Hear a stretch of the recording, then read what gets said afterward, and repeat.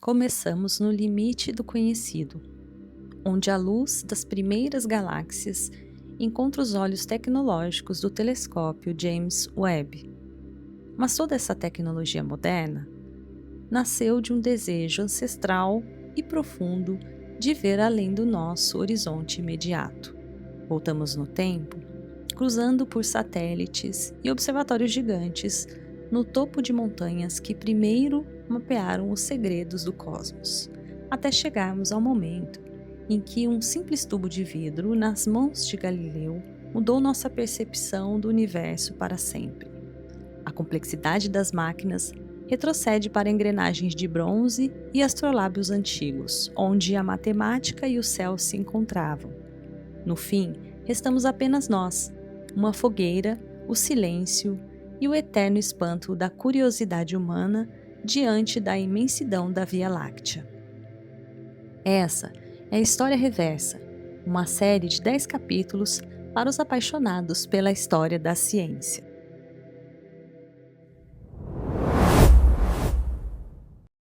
Bom dia! Nos episódios anteriores, nós vimos como a ciência moderna observa o universo com telescópios espaciais, com espectroscópios, com detectores eletrônicos e com uma rede global de instrumentos que conseguem ver o invisível. Mas como a humanidade aprendeu a fazer essas perguntas?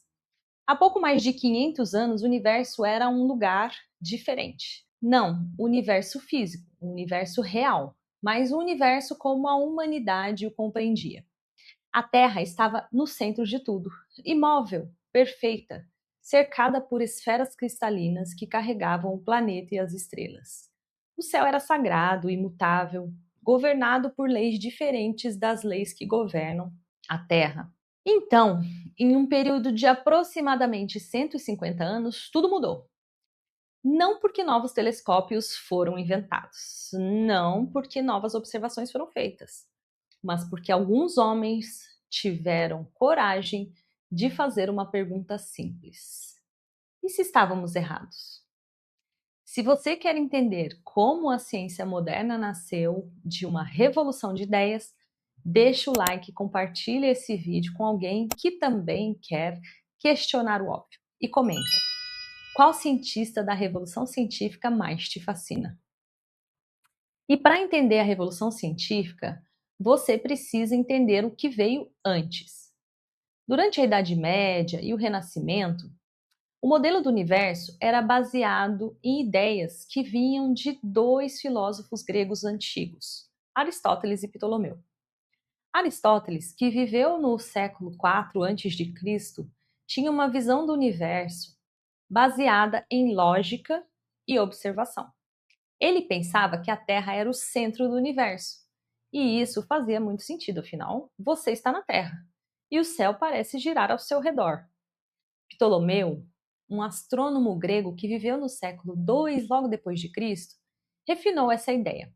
Ele criou um modelo matemático complexo do universo, com a Terra no centro e os planetas se movendo em órbitas, chamadas epiciclos.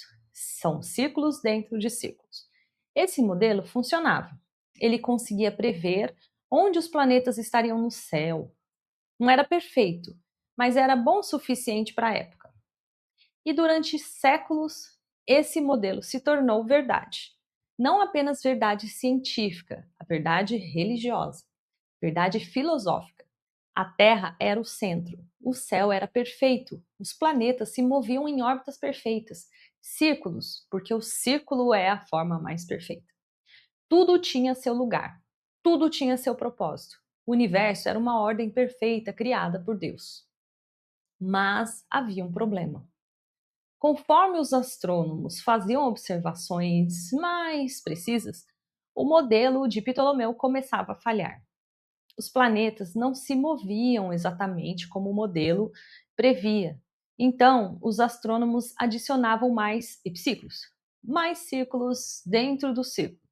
O modelo ficava cada vez mais complicado, cada vez mais artificial, mas ninguém questionava a premissa fundamental: a Terra estava no centro. Então, em 1543, um astrônomo polonês chamado Nicolau Copérnico publicou um livro. O título era De Revolutionibus Orbium Coelestium, sobre as revoluções das esferas celestes. Nesse livro, Copérnico propôs algo radical. E se a Terra não estivesse no centro? E se o Sol estivesse no centro? E se a Terra fosse apenas um planeta girando ao redor do Sol, como todos os outros? Pense no que isso significa. Seu planeta não é o centro do universo. Você é um ponto infinitesimal em um universo muito maior do que você jamais imaginara. Copérnico sabia que essa ideia era perigosa. Ele contradizia não apenas a ciência aceita, mas também a teologia cristã. Se a Terra não era o centro, então o homem não era tão especial quanto a Igreja ensinava.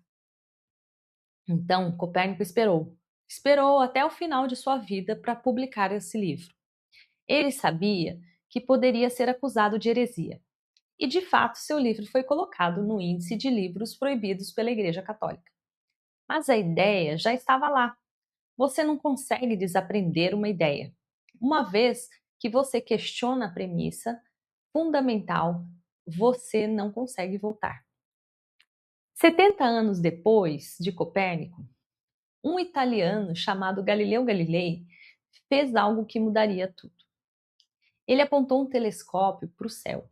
Agora, o telescópio não era uma invenção dele. Havia sido inventado na Holanda alguns anos antes, mas Galileu foi um dos primeiros a usá-lo para observar o céu. E o que ele viu o chocou. A Lua não era perfeita. Ela tinha crateras, tinha montanhas, tinha vales. Isso contradizia a ideia de que o céu era perfeito e imutável. Se a Lua tinha imperfeições, então o céu não era tão diferente da Terra. Mas a descoberta mais importante foi outra. Galileu observou Júpiter e viu que Júpiter tinha luas ao seu redor. 4 luas orbitando Júpiter. Isso era a prova que faltava. Se Júpiter tinha luas orbitando ao seu redor, então nem tudo orbitava a Terra. O modelo heliocêntrico de Copérnico estava correto. Mas Galileu pagou um preço alto por suas descobertas. A Igreja Católica o processou por heresia. Ele foi forçado a negar suas descobertas. Passou os últimos anos de sua vida em prisão domiciliar, mas suas observações já tinham sido publicadas, já tinham sido vistas, já tinham mudado a mente de muitas pessoas. E se você acha que isso é injusto, comenta aqui embaixo. Porque a história da ciência é também a história de pessoas que tiveram coragem de questionar, mesmo quando isso era perigoso. Enquanto Galileu estava em prisão domiciliar, outro cientista estava trabalhando em um problema diferente. Um astrônomo alemão chamado Johannes Kepler estava analisando dados de observação de Marte. Ele tinha dados muito precisos, coletados por um astrônomo dinamarquês chamado Tycho Brahe. E Kepler estava tentando descobrir como Marte se movia ao redor do Sol. Kepler testou muitas formas diferentes, círculos, polígonos, outras formas geométricas, e nada funcionava perfeitamente. Até que ele testou elipses. Elipses são órbitas levemente achatadas, não círculos perfeitos. E funcionou. Os dados de Marte se encaixavam perfeitamente em uma órbita elíptica. Kepler, então, descobriu que todos os planetas se movem em órbitas elípticas ao redor do Sol. Mas Kepler tinha descoberto como os planetas se movem. Ele não tinha descoberto o porquê. Então veio Isaac Newton. Isaac Newton estava pensando em uma pergunta simples: por que uma maçã cai? Parece uma pergunta óbvia, mas Newton percebeu algo mais profundo. A maçã cai porque a Terra puxa. Mas e se a Terra também puxasse a Lua? E se a mesma força que faz a maçã cair também mantém a Lua em órbita ao redor da Terra? E se essa mesma força mantém todos os planetas em órbita ao redor do Sol? Newton desenvolveu uma equação matemática que descrevia essa força. Ele chamou de Lei da Gravitação Universal. A força entre dois objetos é proporcional à massa de cada um e inversamente proporcional ao quadrado da distância entre eles. Essa equação simples explicava tudo, porque a maçã cai, porque a Lua orbita a Terra, porque os planetas orbitam o Sol. Tudo era governado pela mesma lei matemática. E isso foi a revolução completa. Não era mais magia, não era mais mistério, era matemática. O universo obedecia às leis matemáticas, simples e elegantes. E se você conseguisse descobrir essas leis, você conseguia prever o comportamento do universo.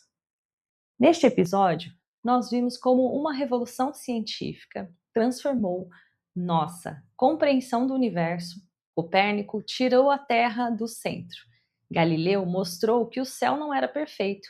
E Kepler descobriu que os planetas se movem em órbitas elípticas. Newton explicou por quê. Mas o que é mais importante é que esses cientistas fizeram algo revolucionário. Eles questionaram. Eles observaram e eles testaram. Eles não aceitaram a sabedoria convencional, apenas porque era convencional. E isso é o espírito da ciência. Mas a revolução científica, ela não terminou com Newton.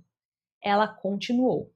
2 séculos depois, um cientista chamado Albert Einstein questionaria até mesmo as leis de Newton. E ele perguntaria: e se o espaço e o tempo não são absolutos? E isso levaria a uma revolução ainda maior. Mas isso é uma história para outro episódio. Por enquanto, lembre-se disso. A ciência não é um conjunto de verdades eternas. É um processo de questionamento, observação e descobertas. E qualquer um de nós pode participar desse processo. Se esse episódio te inspirou a questionar o óbvio, deixa o seu like, compartilha esse vídeo e comenta qual a descoberta científica mais te marcou. Nos vemos no próximo episódio. Um grande abraço para todos vocês e tchau!